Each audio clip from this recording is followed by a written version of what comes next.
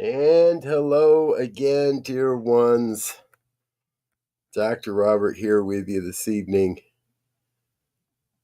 And I have, a funny story for you all. Kind of letting a couple people get in the room. I have a very funny story. And it's continuing, and we're in the midst of it. Came to sit at my computer about 20 minutes ago to prepare for tonight, and my main computer was laggy and wasn't doing anything. It was all kind of jamming up, and I looked, and there was that little button that says update, and yeah, it was a much bigger update than anticipated. And it does appear that my main computers will be coming back online shortly here. And when they do, we're going to do a mad scramble to get into that other studio from my other camera and with the better microphone and all of that. So, welcome. I had all this set up in the other studio, and I'm not sure where it is now here. There it is. It's Friday night. It's the last Friday night of the month, and that means it's Ask Me Anything. And yes, anything. And as I have been joking with some of my friends and colleagues, I'm going to put you folks over here on my desk so I can start accessing the mainframe here, as it were, and find my way back into being in community with you here. And I guess that gives us a little bit of time to explain all the ground rules here. So the game is Ask Me Anything. I will entertain any question that anyone would like to send my way. We can do that in, number one, you can do that in the chat box here. That would be the easiest way to do it. If you were the type of person that would like to come into the studio and ask your question live in studio, well, then we can make that happen. I just need to know who you are and have a little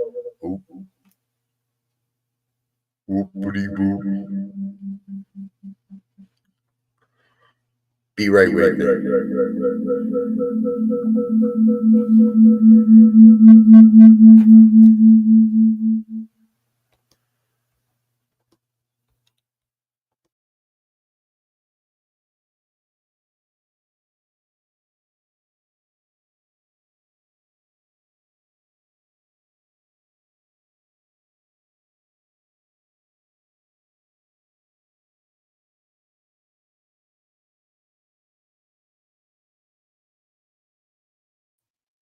And I'll unmute the mic. There we go. Welcome to Technical Difficulties 101.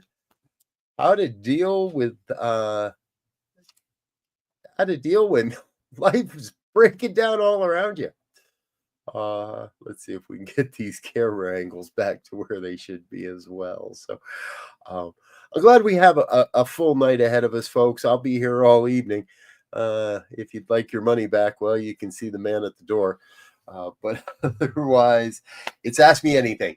You may not like the answer you receive, but you're welcome to ask me anything, and I am going to answer every question that comes along. That is not from the Colorado Keg House, by the way. The glass is. The drink is not. The drink is purely seltzer and flavoring. So, Friday night, Ask Me Anything. Who's got a question? Drop it into the comment box. If you'd like to come in and ask the question directly, let me know in the comment box. Tell me who you are, and I will. And I'll give you the super secret code to come join me in that in this studio space here, and you'd be welcome to ask your question. Hello, Shaybird. Good to see you, dear one. You got here just in time after all the technical difficulties. all the weirdness that was going on in my system this evening. But I have a candle. I have my candle lit for the evening. It's a rather old candle. I forget where I found this. And it's almost done. It's almost melted through the bottom. But I have my candle lit. So I can see some people out there. I know there's folks watching. Please don't make me beg for it. I know somebody's got a question. And that's what we're here to answer. I heard tell of some colleagues that were going to try to stump me with some questions. Hello, Mara. Good to see you, dear one. Good to see you. All right, Shay's kicking us off. Why does God come down here as us? I always like to answer that type of question with to remind myself that God as the oneness, power, presence, and intelligence has to have an outlet, has to have a vessel. I think it would be pretty boring to be an omnipresent power, presence, and intelligence and not have a way to play with that, a way to experiment with that. And not that, okay, let's be clear. And not that that this God is playing dice or experimenting with us or any of that. Right? Power, presence, and intelligence reminds us that we're all part of a oneness. And the power, presence, intelligence is equally available to everyone. We are all the same of it. It is all the same of us. So I invite you, Shay, to do a little bit of reframing there. It's not so much coming down as us. It's, for me, whether we're doing the human work of bringing the divine into the human experience. The divine's there all the way along, they're always available. It's all part of us. There are those that like to close their eyes to that. There are those that pretend that isn't working. There are those that misuse these principles, and yet the oneness is always there, and there must be an outlet. We are, and there must be a plant. We are the plant. We always remember that. Let's see. Last time we were here, I got stuck here. Here it is. Good. Yes. We can move studios tonight. So remember the Science of Mind symbol. That top third up there is spirit. That is God. And in this middle third, we've got the soil or the soul. And in the bottom third, we've got the plant or the manifestation.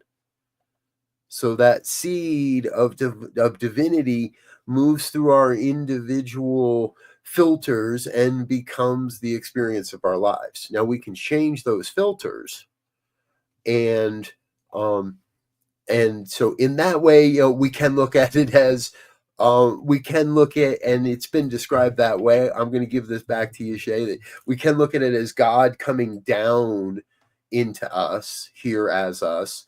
In that that is the descent of the creative thought, of the creative impulse that happens there. So, but ultimately, I think, my main answer to that is there needs to be an outlet. The creative power, the creative force that is the law of the universe must have an outlet. And we're the lucky ones that get to do that. And we're not the only ones. There's intelligence in the whales and in the dolphin. So long and thanks for all the fish. And there's intelligence in our furry creatures and our puppy dog and kitty cat creatures. And there's that intelligence and that impulse for creation, for life, is in every form of life. The creepy crawlies and the scaly creatures and the plants and the animals and all of it. So, good question. Susan, good to see you here. Thank you for the thumbs up. My dearly beloved Lara, she's with us. Thank you for the thumbs up. Anybody else that's out there with us, feel free to chat along, chime along, join the conversation, leave a comment, ask a question. No questions are irrelevant. No questions will be ignored. All questions will be answered, I promise. And I know you don't want to just hear me babble, because if you want to just hear me babble, well, we can turn that. Thumbs up, thumbs down. Who wants to just hear Robert babble for the next, I don't know, 80 minutes? 78 and a half minutes? I don't think I have 78 and a half minutes straight in me. That's like a full comedy set. We're not doing that tonight.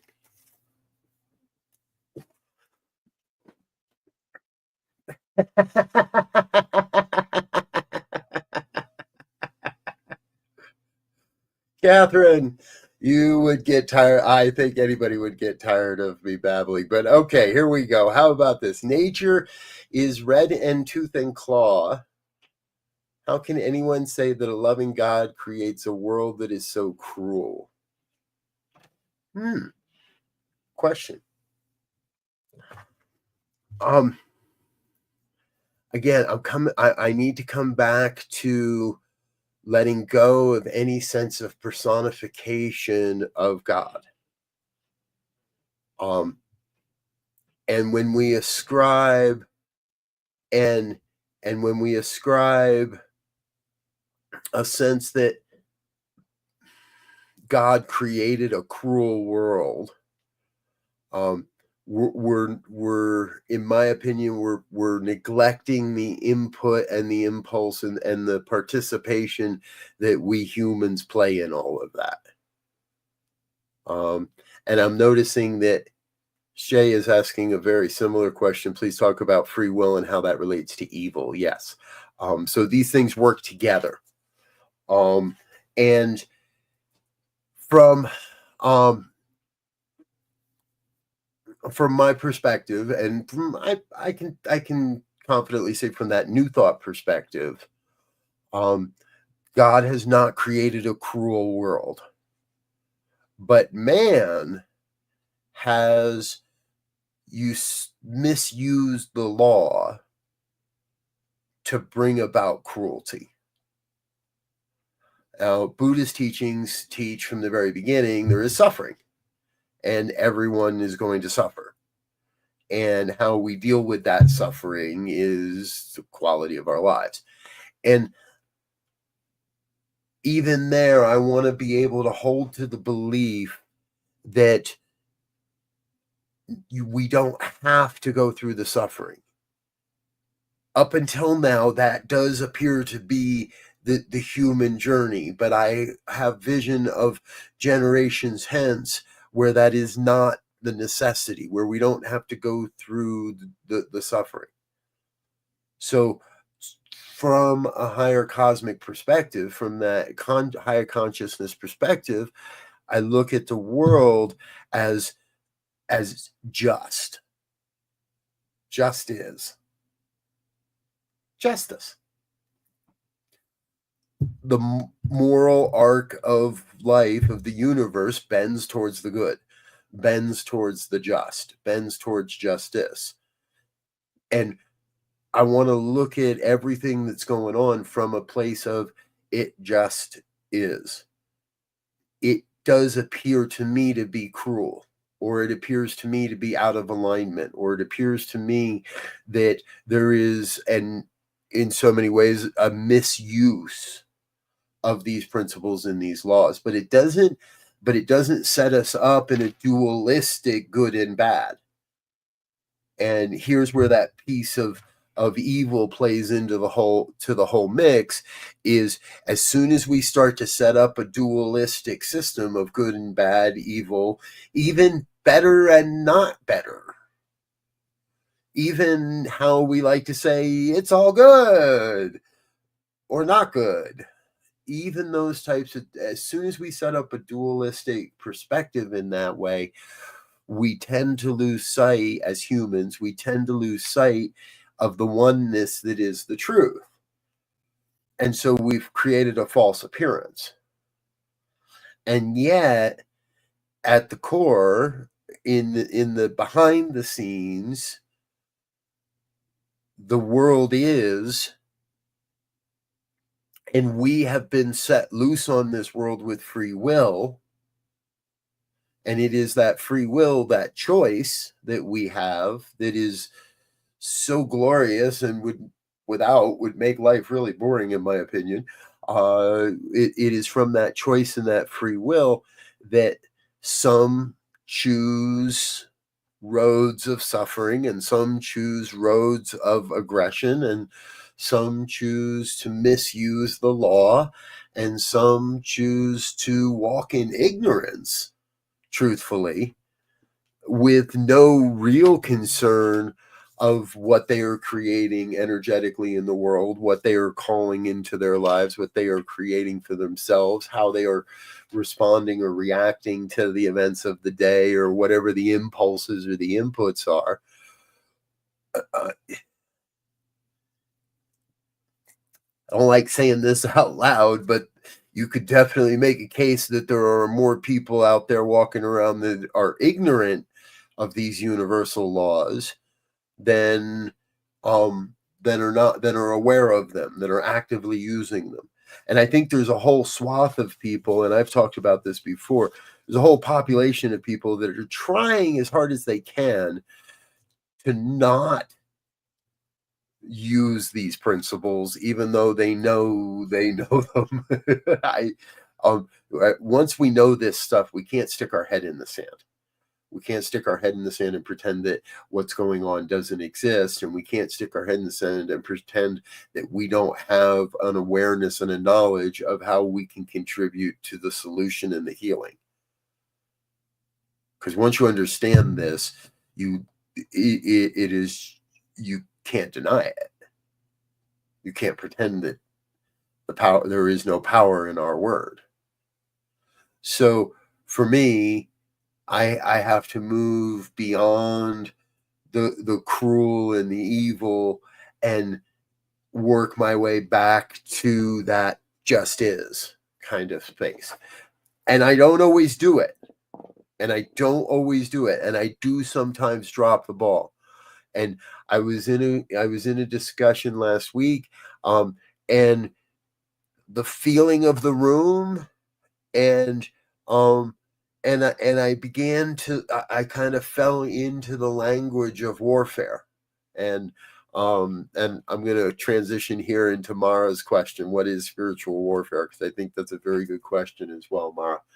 And I started to drop into this language of warfare, because that's what it looks like right now.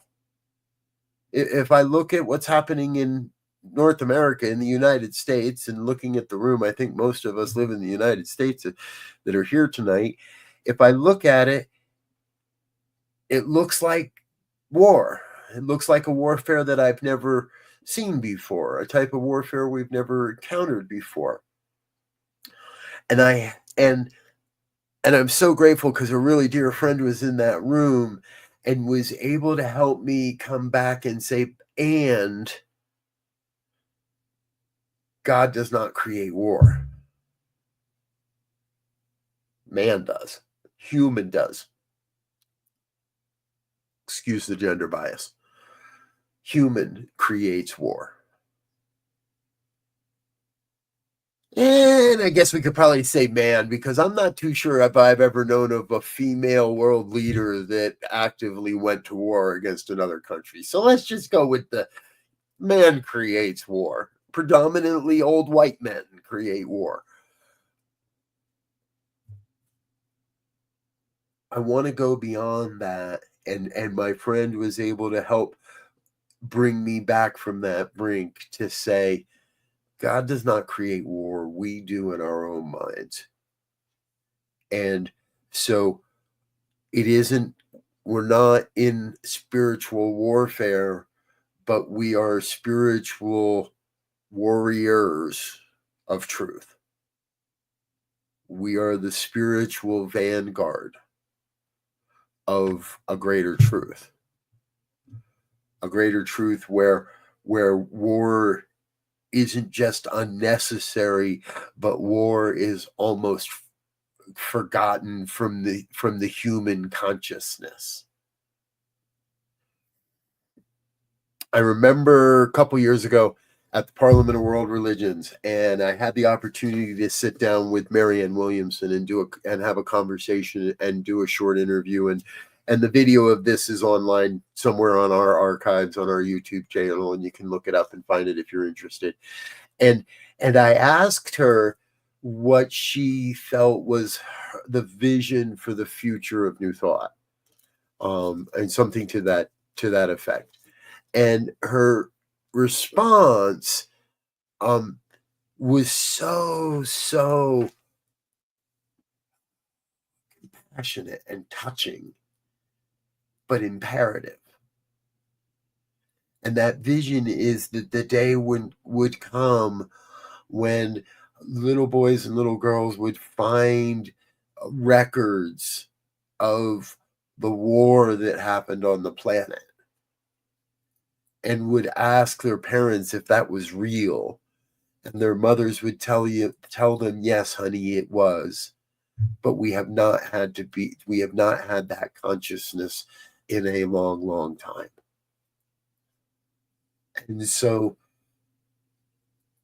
I reframed it with this group, and I thank them for their patience as we all did, because I don't want to make anybody wrong either, because we've all been brought up. If you're in this room and you're of any real age of awareness, we've been brought up with the language of warfare. We've been brought up with that specter of constant warfare, of never knowing when the enemy would strike or how. And it's been part of the environment for so long. It's going to take a lot of effort, and it's going to take a lot of work, and it's going to take diligent work to break through that consciousness and bring forward a consciousness where there is no separation, where there is no need for warfare, where there is no sense of division, where we don't look at what's happening in our politics from a left and right or red and blue side. We don't look at, and we don't, and we're not there. we've got ways to go, but I'm just flashing on an old thought that we have miles to go before we sleep, but that in no way means stop moving forward. And now more than ever, I think we need emissaries of peace. I know we do. We're pretty much right in the middle of the season for nonviolence. 64 days, the season for nonviolence. And it's turning in, it has become a kind of bittersweet year for those in the peace and nonviolence consciousness this week. We're going to take a little detour here. And again, anybody that's got questions as you join us, this is Ask Me Anything. Ask me anything and I'll give you an answer. And if you don't, I have permission to babble and ramble. But this is not a rambling. Way back when, at the beginning of the Association for Global New Thought, AGNT, at the very heart of it all, at the very center of it all, is a woman named Reverend Dr. Barbara Fields. And she made her transition from this life experience into the greater dimensions of livingness this past week. And that sends a ripple through the New Thought leaders and the New Thought movement. And many people didn't know her, and many did. And many were very, very touched by what she was a part of it and how she was able to accomplish things. And she's incredibly instrumental over the past decades at bringing together the New Thought movement in various organizations for various initiatives and experiences and events, including both the synthesis dialogues, visiting with the Dalai Lama, and so much more. And it's a little heartbreaking that she leaves during the season for nonviolence, and this one, where it's easy to slip into a perspective where violence is knocking at the door, and we're not going to answer that door. We're going to continue forward. We're not going to deny that there is a knocking at the door, but we don't have to open that door. We can continue to do our work in consciousness and in form towards a more peaceful planet, towards a planet where nonviolence is the norm, where we do not count the days since a war has begun, but we count the days since the last war has ended. I see that vision, and I believe we are. To deny that at this point is malpractice. To not be working towards peace and nonviolence in this time of our age is truly malpractice. And a woman like Barbara Fields, who gave her life for peace, gave her all of her years from the moment she awakened until, I am sure, in her last breaths, she was an emissary of peace on this planet. And we all are called to that, I believe, in our own ways. So we let go of the warfare, we let go of the good and the evil, and we let go of why do bad things happen to good people, and we let go of all those questions of duality, because truthfully, they're not really doing as much good anyway.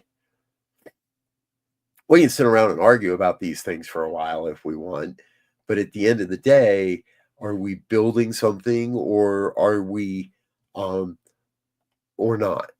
What are we building towards or not? I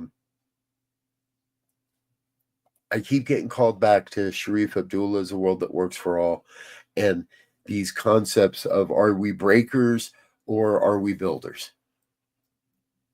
Are we breaking things apart and breaking things down, or are we building towards a vision? And I think it's a very easy way and a very easy distinction for me with who I want to let in the sandbox, who I want to hang out with in the sandbox. Who do I want to play with? Who do I want to be in partnerships with? Who do I want to create with? Someone shared with me this earlier this week, and I don't like giving up names, so you don't get names, but they shared with me that it can feel kind of lonely when we go beyond just the basics of New Thought, and when it becomes that way of life, that it can become lonely. And I understand that. And what I believe is that we as New Thought are here to fill that void right now and for so far into the future. And it's not going to look like it ever did before. The whole environment has changed. Right. I'm not here to say the game has changed, because it's not a game. We're not playing cards. God's not playing dice, and we're not playing cards. This is real. This is the evolution of humanity in this moment. And we are the change makers we've always have been We are the change makers we've always said we wanted. We just got to keep doing it.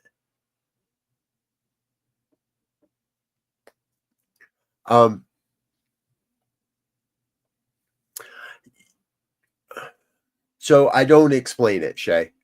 And Shay's asking a great question. How do you explain when a person has a very unfair life, a person who has been abused? Say Carolyn Miss alluding to karma. I also don't look at the universe from a perspective of karma and karmic payback.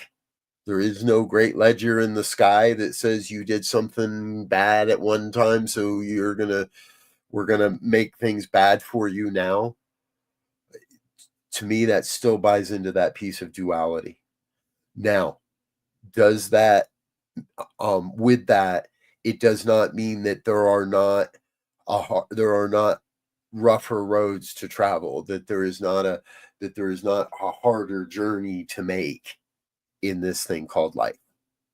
So I'm going to invite you to stay with me here for a little bit, folks. This one gets kind of deep, but Spirit's saying it's safe to go there. So follow me for a minute. We live from a new thought perspective. Life is eternal. We inhabit this bodysuit for X amount of years, for whatever amount of time. Some have described this as a school, but I like to think of it as an experiment and maybe even a party. So imagine, if you will, with me, another dimension. A dimension that is a vast hall. A hall that is filled with countless souls. That ethereal piece of us that is eternal, that continues beyond the human lifetime construct. And in this great hall are pretty much are not pretty much are the sum total of everyone we will encounter in our lifetime. Imagine that. Not just how many people you're friends with, not just how many people you fall in love with, not just how many people you share a business with or share a bus ride with, but every single person that you encounter for your entire life is in that room. And the music's kind of pumping and it's playing your favorite jams. And it is a good party. And at some point in the night, you are given the opportunity to go up on stage, and you are given the opportunity, amidst the clamor of the party and amidst all that's going on in this because there's a massive number of people, right? This is a massive number of souls that you connect with, or even just encounter, smile across the street, wave to as they glance at them as they pass you on an airplane or something.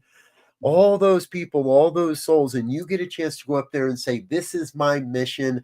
I'm going to planet Earth, and this is my mission. And this is what I'm going down there either to accomplish or to learn or both, or how we make an impact or whatever it is. And we get to share our soul's purpose with the soul of everybody else we're going to encounter in our lifetime. Now, some of those people, let me rephrase just for a moment. When you get done sharing all of that, you also get to ask the room who will support you in this mission. And everybody in the room says yes. The thing is, some of those people are in the bathroom and didn't really hear what you said, what your mission was. Some were dancing with their date and didn't really hear and heard part of it and saying yes. And a lot of these souls are saying yes, and they don't really know what it means to be a part of your adventure, your life, your experience. In that, I believe there is also a deep sense for our soul to misperceive what the mission and the vision might be, what the mission might be on the planet, to come onto the planet. And we come in at our human birth. As we come into the human body, we lose, most people, not everybody, but vast majority of people lose touch with that mission that their soul is here to accomplish, with that lesson their soul believes it needs. Right or wrong, judgment or not, there is something within us that wants to express, that wants to learn, that wants to experience, that wants to feel. And in that, again, because we have free will, a lot of weird stuff can happen. And the universe just is. God just is. So in that, yes, people have very hard lives. And yes, we can find a story for almost every experience at any age where someone escaped that hard life. And some don't. Some wake up to how we can use this power for good in our lives. Some don't. Some wake up to the power of a deep vision. Some don't. Some wake up to the deep soulfulness of meditation, and some don't. So I'm always searching for that way to, and it's tough for all of us, right? I believe. Even I listen to some of the greatest orators in New Thought history and contemporary times, and we all have slightly different ways to try to explain that which is truly beyond the explainable. And yet, I also believe there is a way that the day comes where we all, whether we're in the body temple or not, where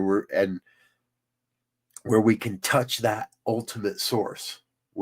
And in human form, that happens for me in meditation, in prayer, in all of our spiritual practices, in work in the labyrinth. I've got a little, I don't know how many of you I've ever shown this. I got a nice little labyrinth here, a little guide I can walk, in my mind. I can be in the labyrinth as we go. And no matter what the spiritual practice is, I've learned to go beyond that humanness to touch that soul spark. And even there's just enough humanness that I know there's got to be something beyond that when I let go of the human body temple. So, and I like to believe that I'll go back to that room. I'll go back to that giant hall with this massive collection of souls.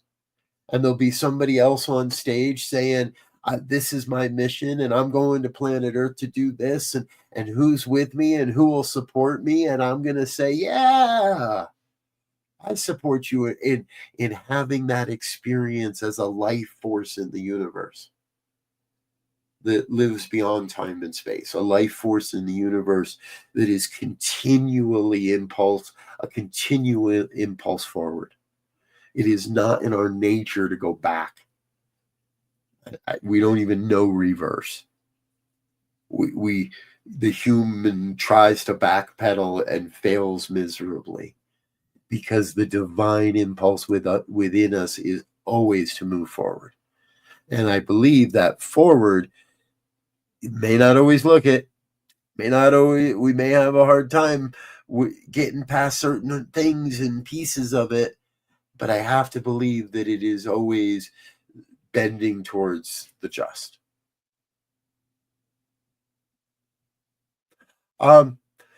Shay's saying sounds like sacred contracts. We can say that, yeah.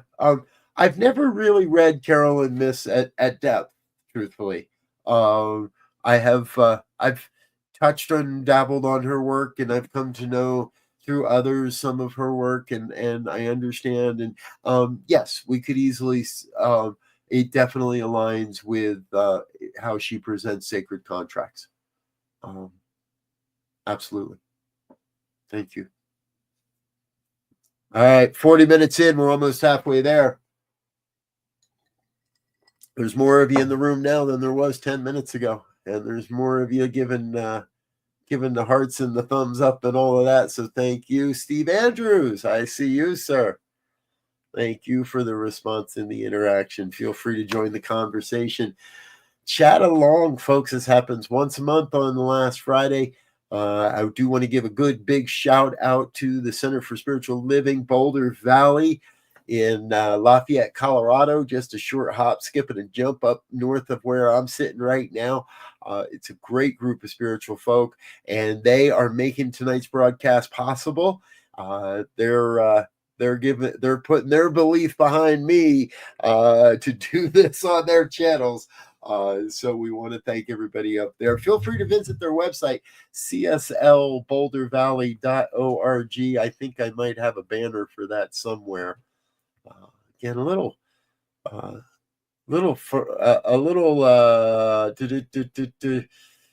out of sorts getting into the room here tonight, folks, with all of this.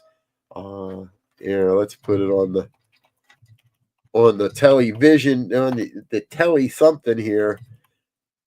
That's an old joke. It's television. We're a television. We're a television station. We're telling a vision. And we are. However, tonight is about Ask Me Anything.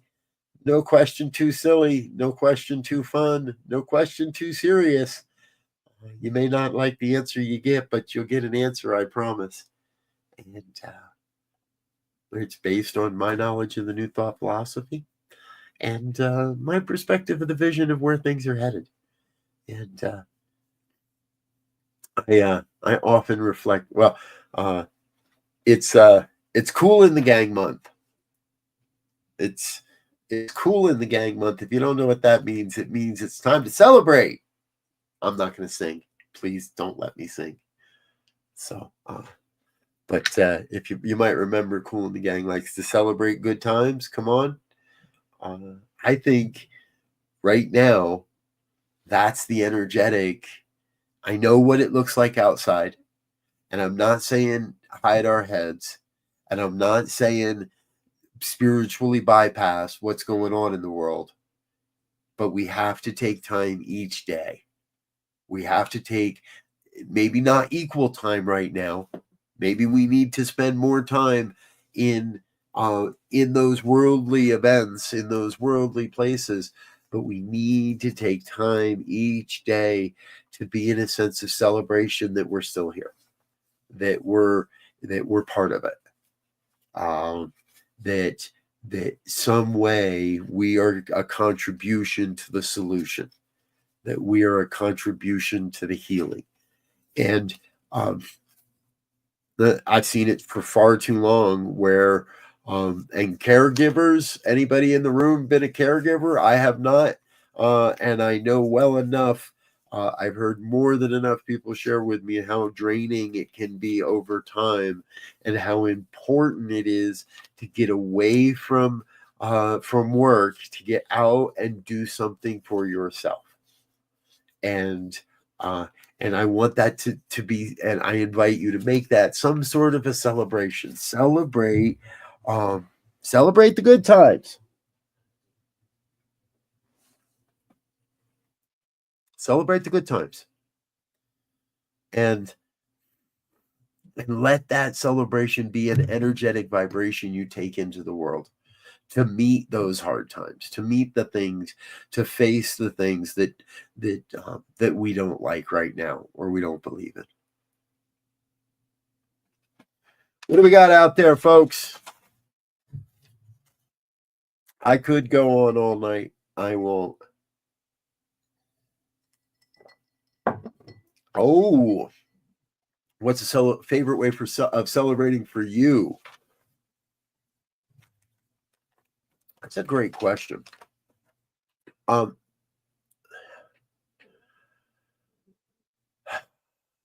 like, for me, I think the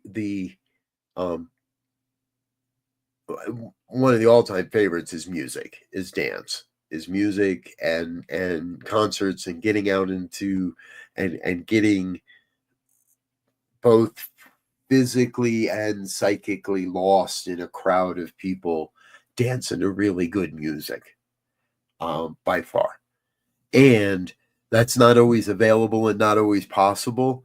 And so for me, a really, really close second is getting away from the city, the hustle, the bustle, getting into nature. Uh, Even as simple as a labyrinth walk, and a quiet spot in a small park, or out on my bike, but getting away from uh, the normal, what people want us to be as normal, getting away from the desk, getting off of the computer. Um, those really are times of celebration for me.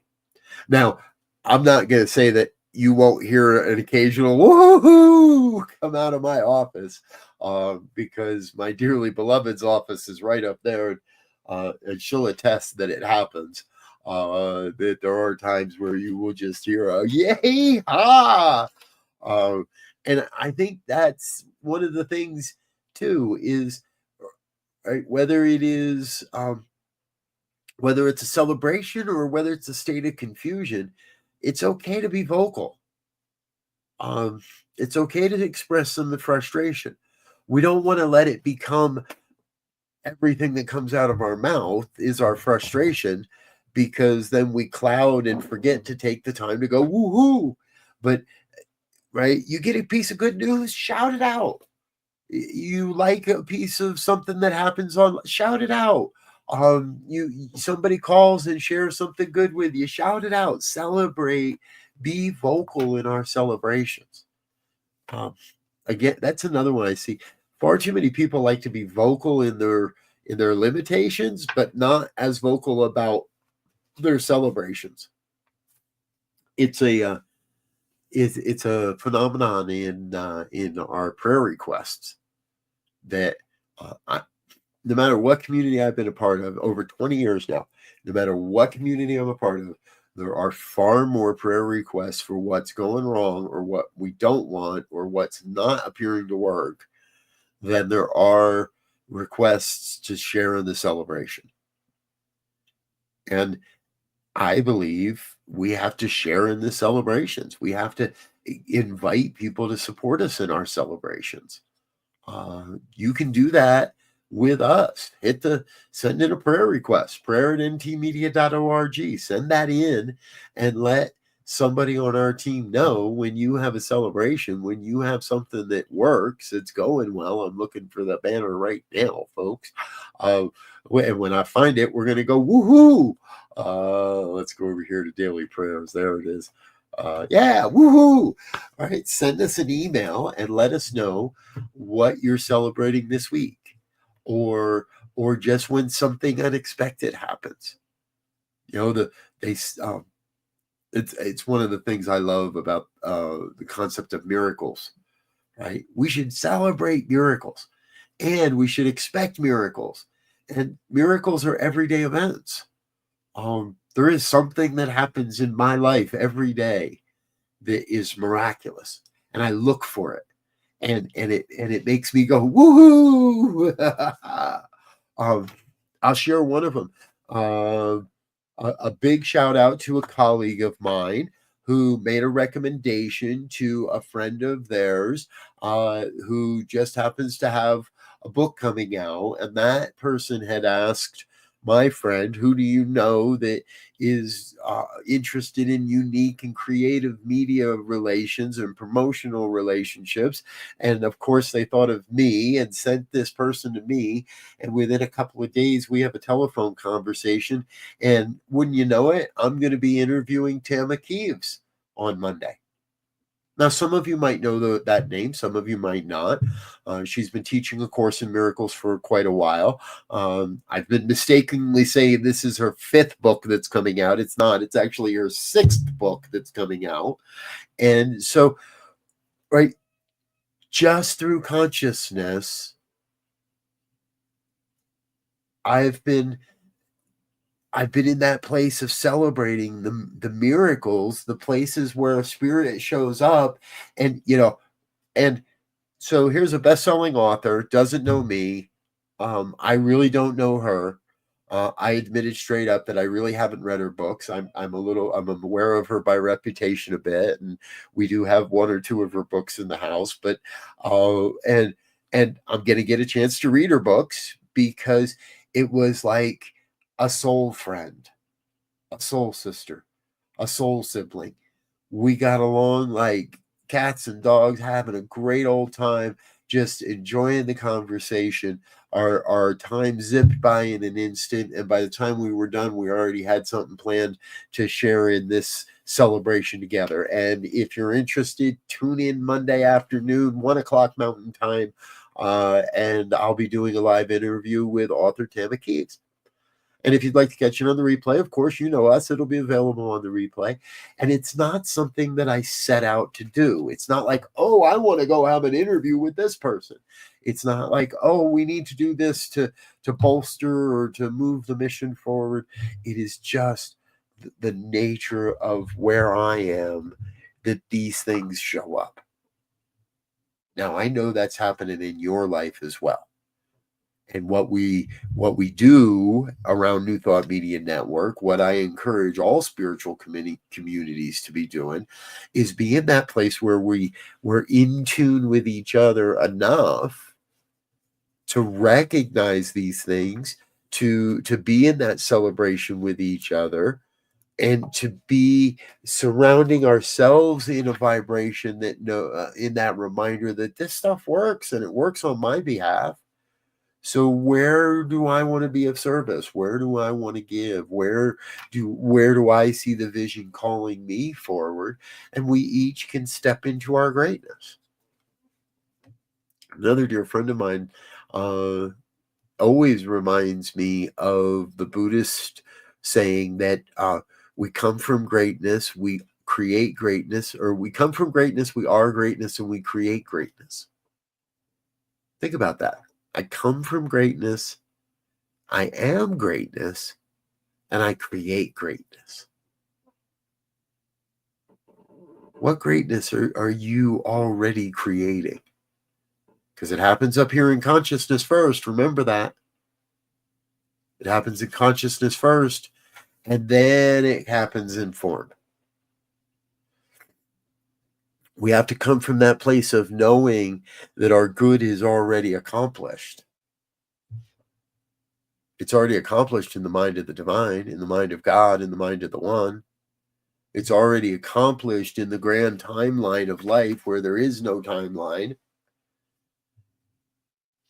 On the human level, I'm learning how to unplug and plug into that timeline in different ways. On the human level, I'm learning how to transcend limitations, but also move into how to transcend limitations, but also remain an open channel for those that have yet to see this future vision, to catch it, to catch a glimpse of it, and to be out enough in front to see what's coming around the corner, but not so far that those that don't know where they're going get lost.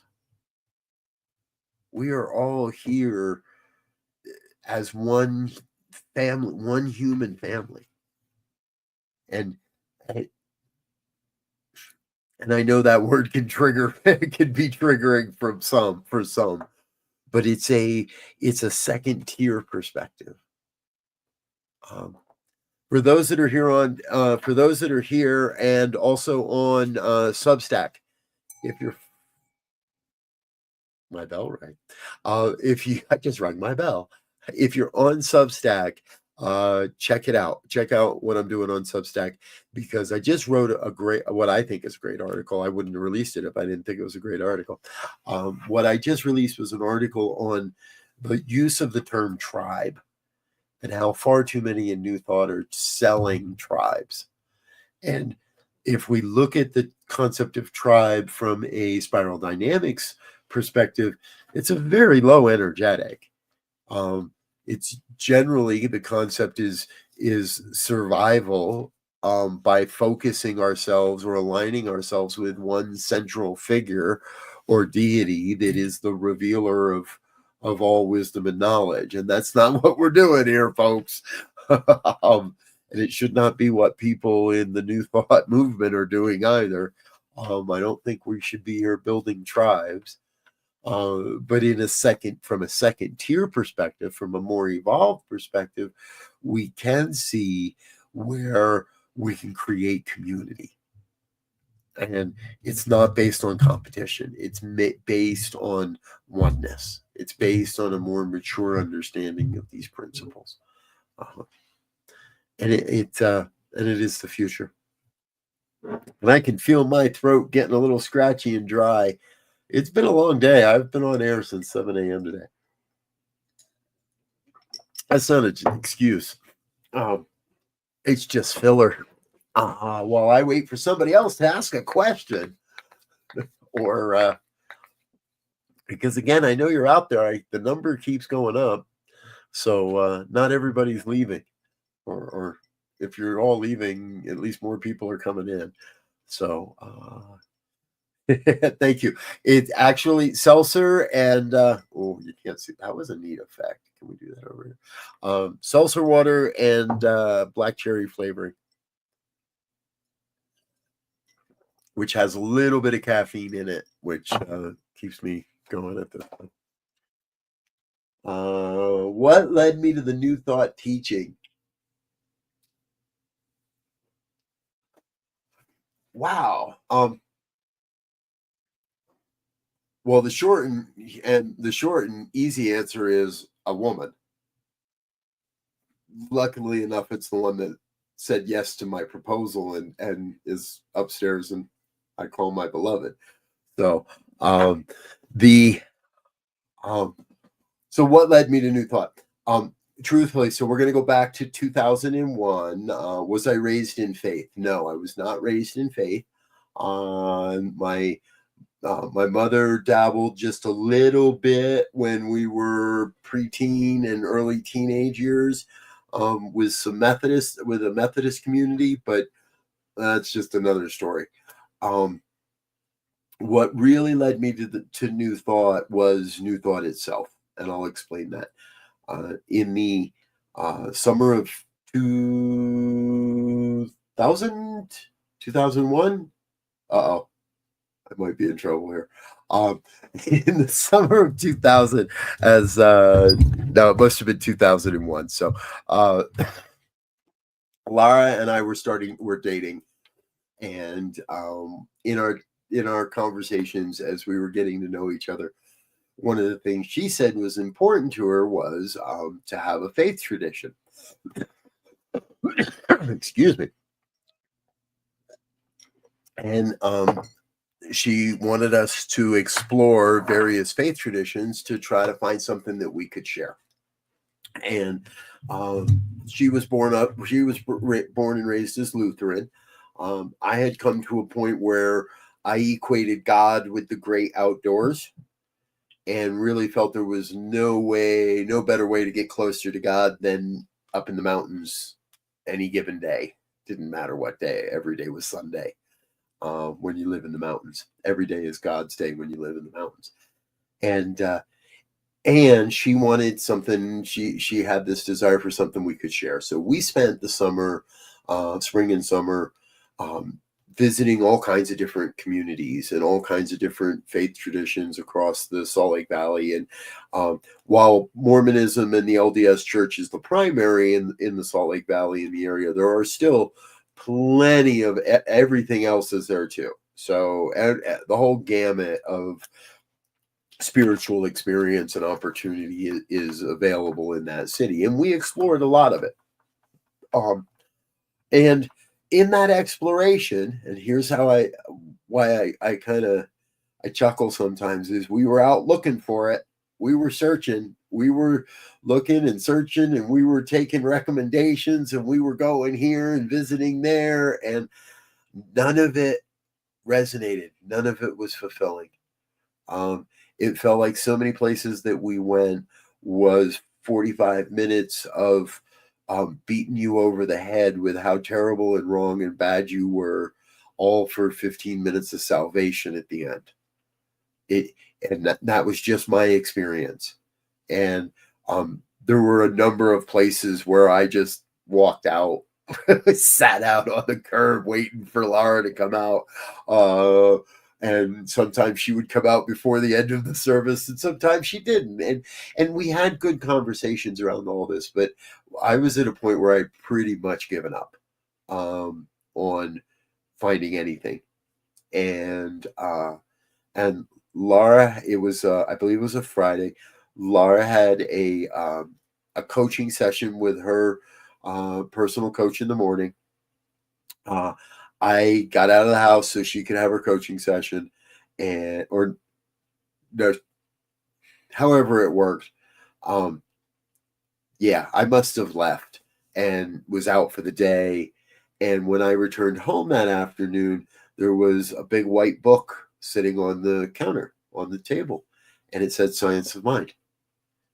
And Laura had a catering gig, and I knew would be out until late in the evening. And this was pre-broadband internet, so chat rooms in Yahoo were not all that fun or entertaining at that time. So it kind of was like, well, I turn on the TV and see what's on the tube on a Friday night, or do I open up this big white book that was laying here? So I opened the book, and that's where it begins. And in those opening chapters of the Science of Mind, I found a philosophy that explained what I believe, what I had always believed, what I always knew to be true. And so it as much found me as we found it. We didn't find it; it found us. And I remember that evening that Laura did come home from her catering gig, and I was practically in tears on the couch and still reading this book, and I had probably read the first 4 chapters 2 or 3 times by going back and forth. Wait a minute, going back 3 pages and reading forward again, and oh my God, and then going back and reading again, forward and back, and so by the time she came home, I was just like, what is this? And she said, oh, it's a church. And I said, this is a church? Now, she had no clue what was in this book. She had no idea what any of this was, because her coach had simply said, oh, I heard you guys were looking for something. This is something I found recently. You might be interested, and left the book. But that was at the end of their session together. So while I had been transformed in only a few hours, Laura didn't have any idea what it was, why I was getting emotional, why I was so excited, and why I was like, this is a church? How soon can we go? How soon can we get there? And we were there pretty quickly. So yeah, good question, Catherine. Thank you. It presented itself to us, and at that point, we were at choice. Could have easily written all of this off as woo-woo. Could have easily went and judged it all as a cult or whatever. And that's another one of our story jokes, is that in those early weeks, we hadn't been hanging out very long at the church, and they announced a foundations class. I wanted to take it. Laura was we were in the final stages of opening a restaurant. To this day, I think she still wonders why in the world I wanted to take a class when we should have been building out this restaurant. But I did, and part of my thing at the time was, I was like, I have no idea what this is. They're having a class to teach the basics. If it's a cult, I'll figure that out and we'll get the heck out of here. But if it's not, and I now know it never was, right? Obviously. And I knew that if it wasn't, that there might be something here, that this might be the thing, that this might really be the key, the secret, the door to everything I've I've been looking for and didn't even know I was looking for it. I was pretty happy. I was young. I teaching skiing and having a good time, living in the mountains, going to concerts, all the things that I kind of have shared are part of my celebration and of part of how I experience the divine. And I was not unhappy. I don't know that I was on a great career track. Um, but but I can't say ministry's been any better or easier. But it is definitely I feel I have grown uh, over the past 20 years in a way I don't think I would have without this philosophy. Without Because it has, even in the darkest of nights over the past 20 years, this faith has lifted me in a way and has always provided a doorway, an opening, a new path, a new avenue, a way to sustain. I have never been left out in the wind. I have never been left out in the cold. Um, we have never been left hungry. We have never. It's we've There has always been a way made when we stay in that consciousness of knowing that we are provided for. Somehow a way is always made. Money shows up out of the blue, unexpected in the bank account. Oh, hey, we could really use X amount for this or that or the other thing, and there it is. And it's not a get rich quick scheme, and it isn't even really a path towards riches, but it is a path towards a richness of the soul, a richness of the heart. I've said it a lot lately. This philosophy that we've learned, New Thought, it starts by getting our own stuff together. It starts by getting healed whether it's the physical, the mental, the emotional, the spiritual, whatever realm of ourselves. It starts in that, and that never really ends. There's always something, but ultimately, this leads us towards the desire to give to something greater, to be part of something greater, and for me and so many of the people I like to hang out with, and I know many of you on this broadcast are of the same mind, to be part of something that's creating something greater for the future generations of humanity. I don't know what's bigger than that. And I figure that as long as I've got a roof over my head and food in my belly, that does it really matter how many zeros are behind or in front of to the left of the decimal point in my bank account or not? Yes, with more money we do better work. And yes, I would love to see more money flowing through the ministries that I serve. Make a donation to CSL Boulder Valley tonight. If you've enjoyed this program in any way, if any of this has resonated with you, drop over onto their website and hit their donate button. Be a part of building something. Get involved with the spiritual community. If you're involved with a physical spiritual community right now, great. Stay involved. If you're not, let's get you involved somewhere. Doesn't mean you have to give everything you own. Doesn't mean you have to give your life. Doesn't mean you have to give up hours and hours. Doesn't mean you have to get into leadership.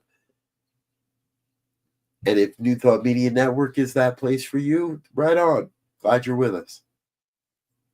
If you're dropping in here to watch something now and again and catching one of our programs, right on. Glad you're with us. We do a lot of really cool things. And over the last 5 years, and we are rapidly approaching our 5th anniversary here, 5 years ago, that the world locked down and we opened up and said, we're going to hold a higher consciousness. We're going to hold to a higher vision. And on this anniversary, on our 5th anniversary, coming later this month, I'm going to be releasing some new thing. I've got a new initiative that you want to know about, and I'm not telling you until it's ready, and it'll be ready later this month, later in March. A new initiative that has always been part of the vision, but it's now time to start talking about it. And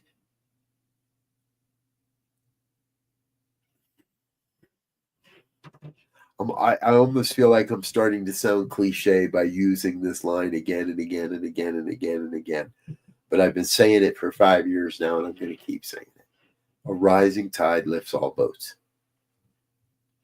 And that phrase is most often attributed to JFK, although it's also suggested the phrase was being used about a year earlier, and JFK just made it famous. But I really believe that we are at the low point of a low tide. And the tide is about to rise. And that rising tide is the New Thought movement. And whether that's from a divine science tradition, a unity tradition, a religious science tradition, whether none of those make any sense and you came in the door through Agape or UFBL or any of the other New Thought organizations that are out there today. However you might have found your way to where we are to here tonight. Well, what I know is, number one, who you are is vital. Absolutely vital to the evolution of human consciousness. You're here for a reason. We're all here for a reason. We're all here for a purpose. And a rising tide lifts all boats. And not everybody's in the same boat. Not everybody has the same resources and the same capacity to weather the experiences that are in front of us. But if we lash together, if we tie those boats up together, if we work together, if we support our neighbor's dream as much as we support our own, if we lend our consciousness to our neighbor's vision as much as we ask them to give their consciousness to ours, then there is nothing that can stop any of us. Because we're one. Deeply, we are one. I don't remember I know where I borrowed the phrase from, but I don't remember when it was in New Thought Media Network's history, and I guess I should go back and find out. If I always wanted one of those interfaith symbols that had the New Thought symbol in it, the Science of Mind symbol in it, not the New Thought symbol, excuse me, the Science of Mind. And so during those early days of the pandemic, somewhere in there, I got bored one day and I created my own, or Spirit created it through me. And in that, I was also reminded, and I love how Spirit does this. I love how when we live in close contact with the indwelling Spirit, we become a revealer of truth. And in a flash of inspiration, I was reminded of the words of Reverend Dr. Roger Teal. And that's the first place I ever heard that phrase. Deeply, we are one. He did it as part of a Beyond Limits class, I think it was. And he had a kind of a piece that he did from the stage in that class. But the lesson that night was that deeply we are one. And that has always stuck with me. And I will never let it go. It is the reminder when things look dark. It is the reminder when I cannot see the light in another. It is the reminder when I feel attacked and abused. It is the light when I face my traumas. And it is the reminder when I'm about to traumatize upon someone. Deeply we are one. And so I do my best to not put that trauma on another. I do my best not to judge another, because in that I am just judging myself. I am just re-traumatizing myself. I'm just calling more of the suffering into myself.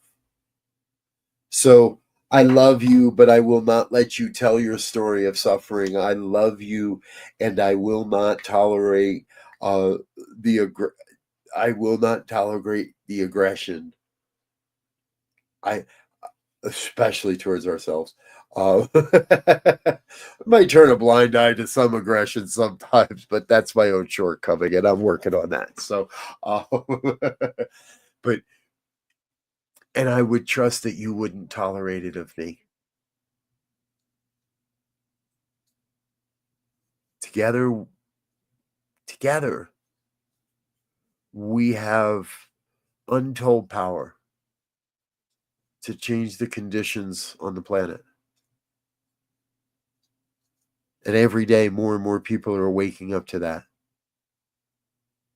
Every day, more and more people are subscribing to New Thought Media Network. More and more every day, people are subscribing to every one of our platforms. Not just New Thought Media Network. Everywhere I look, all the organizations, all the communities that I'm a part of, I have access to quite a few YouTube channels. Everywhere I look, more and more people are starting to wake up, are engaging with this message, with this philosophy, and with this way of life. And that's what we're doing. That's what we're making it, a way of life.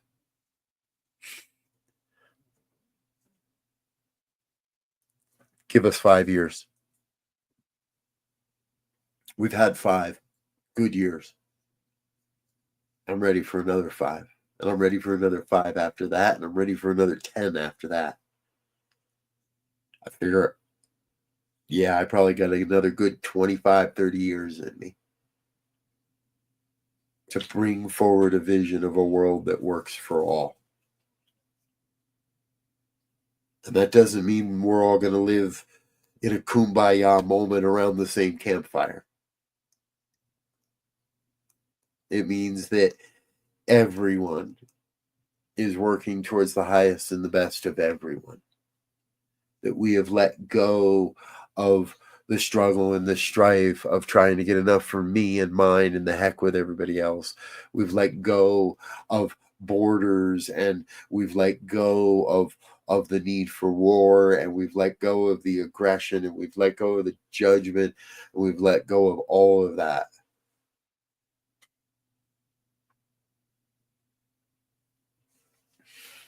What is in the way of a world that works for all? Human greed, human desire. I'm going to rephrase that. There is nothing in the way of creating a world that works for all. We have everything we need, all the resources, all the people, everything that's necessary to create a world that works for all of life is already available on the planet. It's already available in our consciousness. We have seen the vision. The vision has been cast. It is in countless books. It is being, I believe, spoken about more and more and more and more. We are already doing it. If there is anything in the way, it is in our own sense of denial that we can see it. If there's anything in the way, it's people closing their eyes to the truth. If there's anything in the way, it can only be The only thing that could be in the way is human belief and acceptance. And we're going beyond that. Every day, there are more and more people that believe. Every day, there are more and more people that are tuning in to the New Thought message, to the promise of this faith and philosophy, to the promise of living this way. I share it a lot. I share this. I get to be involved in some pretty cool conversations. I get to be active in some, and I get to be a kind of the witness of others. In some ways, I initiate some of those conversations, and in other ways, excuse me, I get to respond to the conversations that are going on. But what I can tell you is, without fail, I've never met someone that has committed their life to this philosophy that regrets it. As I've met those who have attempted to walk away, who have walked away and actually regret that. I have met so many that have yet to discover what it is we know. And people, we know, what we know is the fountain of youth. What we know answers Douglas Adams is the life, the universe, and everything. What we know is the key to creation. What we know is the workings of the universal laws of life. It's all laid out before us. So there's truly nothing that can get in our way. And therein is the fun part, folks, because if we understand that at the level of the universal, then that must be true at the level of the individual. So the only thing that can get in my way is me. The only thing that can get in your way is you. Might look like somebody else's face, might look like somebody else's words, but you have the power to transcend that. You don't need to take on their belief. You don't need to let their words affect you. You don't need to let their disbelief in you affect your belief in you, because your belief in you is 10 times more powerful, 1,000 times more powerful than their belief in you, especially if you don't believe in what they believe. But if you let their belief be your belief, that we don't want to do. We're running on up about near the end of our time here together, folks.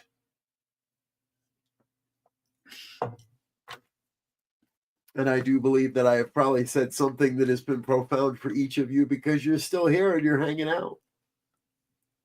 Either that or you're just waiting to see if I say something really silly. But I'm not going to do that. Nope, not going to do that. But I do want to say thank you. Before we run out of time, I want to make sure that I'm really, really clear. Thank you.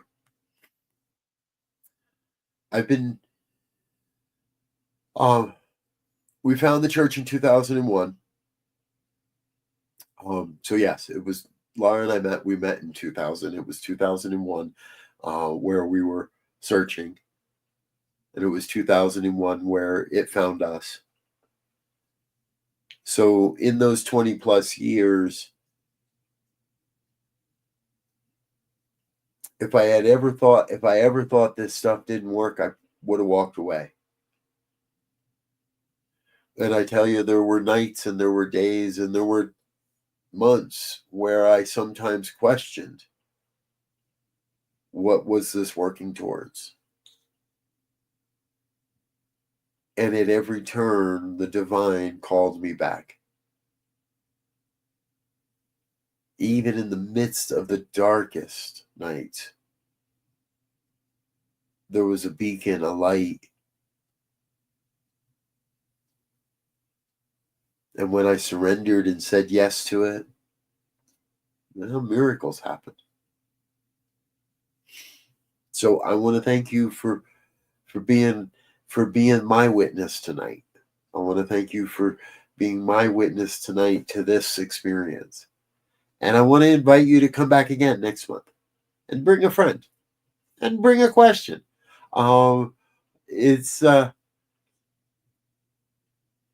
to to sit, and it's fun to be together, and as much as it is to pontificate, uh, we can only do so much of that at a time. So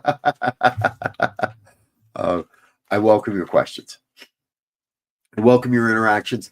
There are so many ways to get in touch with me. If you have that desire, if you'd like to learn more about my work, the work that I'm doing with New Thought Media Network, the work that I'm doing with the affiliated New Thought Network, with the International New Thought Alliance, with the Center for Spiritual Living Boulder Valley, with any of the ways that I'm showing up or playing in the world, if you'd like to know more, please just reach out to me. I'm happy to have that conversation. We've launched something new here yesterday, and I don't want to get into that too much, but we launched something, and in that, the partner in who I'm working with in that project, we're both really clear. The key to the future of New Thought is relationships. It's community. It's connection. It's going to happen online, and it's going to happen in person. It's going to happen infrequently with some and frequently with others.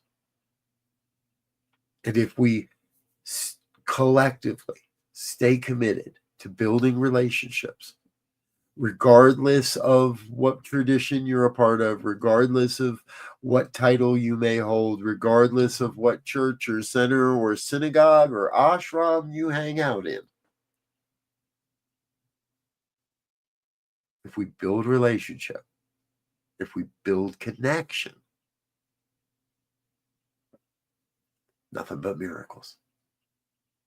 That's the key to the future. Connection and community. That's what we're about.